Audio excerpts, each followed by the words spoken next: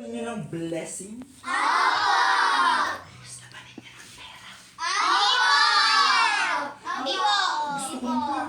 Ayan po. Ayan. Kasi lahat ng tao kailangan ng pera. Opo. Yes. Sino ang nagbibigay ng pera?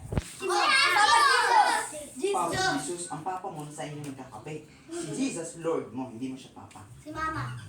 Kuya Jesus.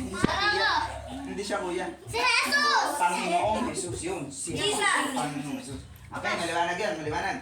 Jesus. Sino ang nagbibigay ng maraming pagkain? Jesus. Jesus ang Diyos.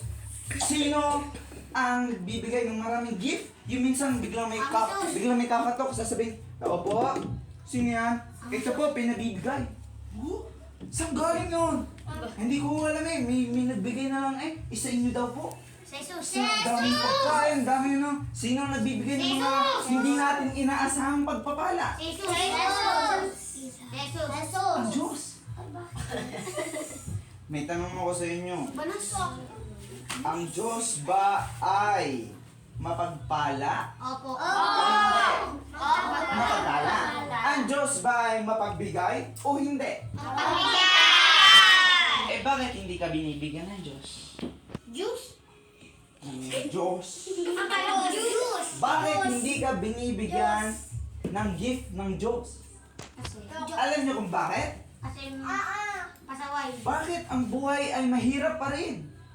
Bakit ang bubong pa rin ay butas pa rin? Eh pwede naman bigyan sila ng Diyos ng magandang bubong.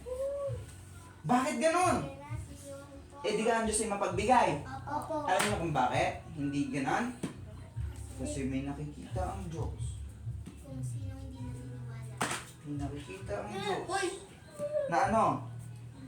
Nakasalan. Kayabangan sa puso ninyo. Inaamin ba ninyo na kayo'y mayabang? Hindi po. Yan! Yan! Yan ang sign Joke lang. na mayabang ka.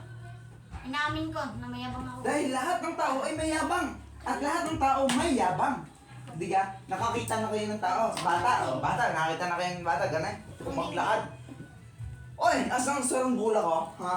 O tara, maglaro. O tara. Hindi ka ang yabang. Opo. Gusto ba yun ng Diyos o hindi? Hindi po.